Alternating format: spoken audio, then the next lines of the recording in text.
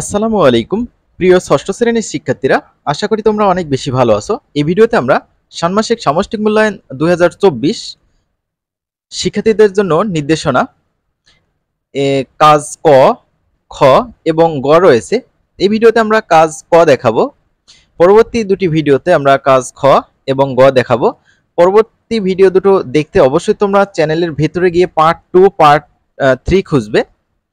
তো ক নম্বরে বলা রয়েছে, বেঁচে থাকার জন্য প্রয়োজনীয় অক্সিজেন মাপি, দলগত কাজ 1 এবং একক কাজ 1। তাহলে আমরা দেখে নেই। এখানে কাজ ক, বেঁচে থাকার জন্য প্রয়োজনীয় অক্সিজেন মাপি। এখানে বেশ কিছু তথ্য আমাদের দেয়া রয়েছে, এগুলো তোমরা একটু কাইন্ডলি দেখে নিও। আমি মেইন কাজে চলে যাই।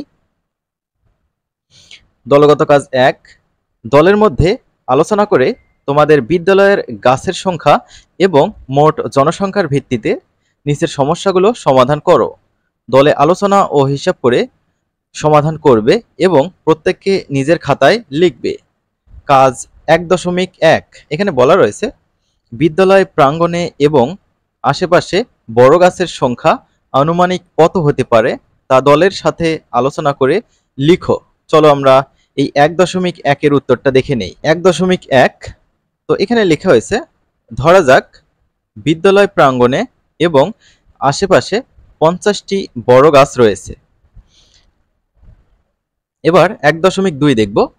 ষষ্ঠ শ্রেণীতে তোমরা যে শাখায় আসো সেখানে মোট শিক্ষার্থী, বিদ্যালয়ের সকল শিক্ষক এবং কর্মচারী মিলে মোট জনসংখ্যা কত লিখো।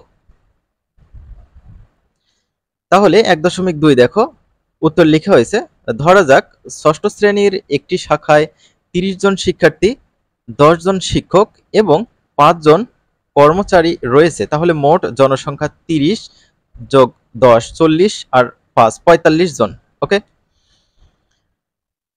1.3, বিদ্যালয়ে আনুমানিক যে সংখ্যক বড় গাছ রয়েছে তা গড়ে প্রতিদিন কি পরিমাণ অক্সিজেন উৎপন্ন করে। 1.3 এর উত্তর দেখে নাও। উত্তর, প্রতিটি বড় গাছ প্রতিদিন গড়ে 274 লিটার অক্সিজেন উৎপন্ন করে। মোট অক্সিজেন যেহেতু 50টি বড় গাছ রয়েছে, 50-এর সাথে 274 যদি আমরা গুণ করি তাহলেই মোট অক্সিজেন পেয়ে যাব। তাহলে 13,700 লিটার। 1.4 দেখো, ষষ্ঠ শ্রেণীতে তোমার শাখায় মোট যে জনসংখ্যা রয়েছে তাদের প্রতিদিন গড়ে কি পরিমাণ অক্সিজেন প্রয়োজন হয়। 1.4 এর উত্তরটা দেখব এখন। একজন মানুষের জন্য দৈনিক অক্সিজেনের প্রয়োজন 378 লিটার। তাহলে মোট জনসংখ্যার জন্য প্রয়োজনীয় অক্সিজেন হবে, মোট জনসংখ্যা 45, তার সাথে 378 যদি গুণ করা যায় 17,010 লিটার পাবো। এটাই উত্তর 1.4 এর। এবার 1.5 দেখব। এখানে বলা রয়েছে তোমার শাখায় সকলের জন্য, শিক্ষক, শিক্ষার্থী, কর্মচারী গড়ে প্রতিদিন যে পরিমাণ অক্সিজেন প্রয়োজন হয় সেই পরিমাণ অক্সিজেন বিদ্যালয়ের গাছগুলো উৎপন্ন করছে কি। দলের সকলে মিলে আলোচনা করে সিদ্ধান্ত, প্রয়োজনীয় সংখ্যক বড় গাছ তোমাদের বিদ্যালয়ে রয়েছে কি, গাছ না থাকলে কি করা যায় প্রভৃতি লিখো। 1.5 এর উত্তর আমরা লিখব এখন। 1.5 লেখা হয়েছে, না, 13,700 লিটার অক্সিজেন উৎপন্ন হয় কিন্তু প্রয়োজন 17,010 লিটার। অতএব বিদ্যালয়ে আরো 50টি বড় গাছ লাগানো প্রয়োজন। এবার আমরা ক এর একক কাজ 1 দেখব।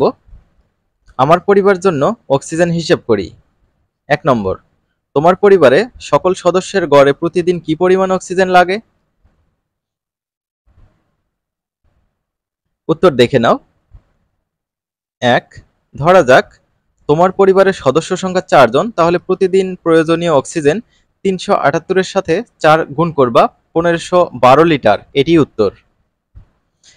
একক কাজ 1 এর 2 নম্বর দেখো, গড়ে একজন মানুষের যে পরিমাণ অক্সিজেন লাগে এবং গড়ে তোমার পরিবারের সদস্যের যে পরিমাণ অক্সিজেন প্রয়োজন হয় তা অনুপাত আকারে লিখো। 2 নম্বরের উত্তর দেখো। এখানে অনুপাতটা লিখা হয়েছে এখানে 378 অনুপাত 1512। আশা করছি অনুপাতটা বুঝতে পেরেছো। খুবই সহজ জিনিস। একজনের যতটুকু অক্সিজেন লাগে আর পরিবারের যতটুকু অক্সিজেন লাগে পাশাপাশি বসিয়ে অনুপাত আকারে লিখলেই হলো। তুমি যে অনুপাত লিখেছো তা একটি সমতুল অনুপাতে প্রকাশ করো।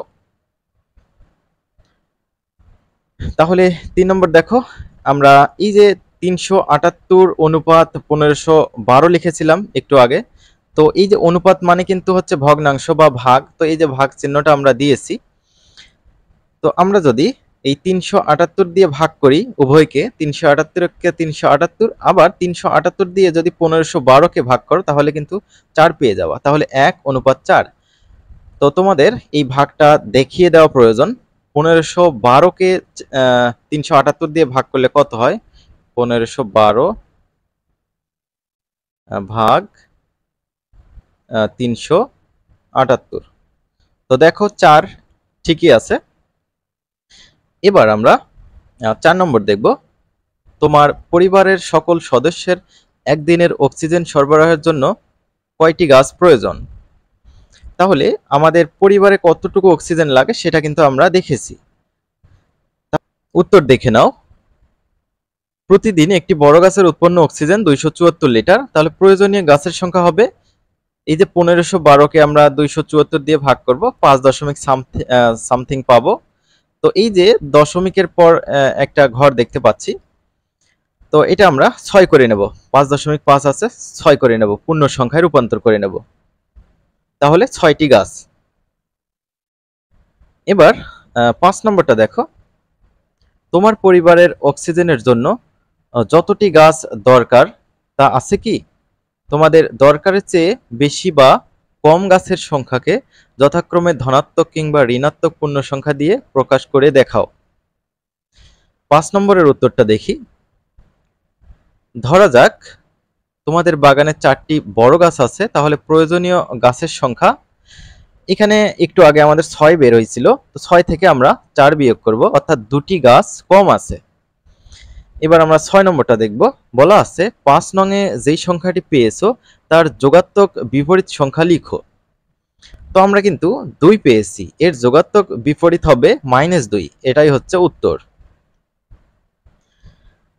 কয়ের সর্বশেষ কাজ, তোমার পরিবারের জন্য যে কয়টি গাছ কম বা বেশি আছে তার সংখ্যা রেখা ব্যবহার করে দেখাও। তো আমাদের পরিবারের জন্য 2টি গাছ কম আছে, তো এটা আমরা সংখ্যা রেখায় দেখাবো।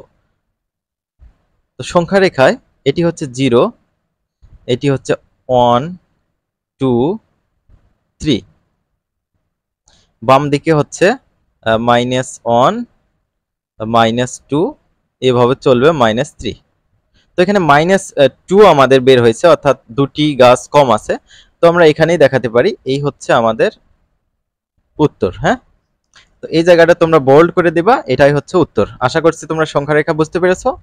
আমরা পরবর্তী ভিডিওতে কাজ খ, জোড়াই কাজ, কাগজের অপচয় কমায় গাছ বাছাই, এটি আলোচনা করব। তোমরা চ্যানেলে গেলেই এই কাজ খ পার্ট 2 পেয়ে যাবা।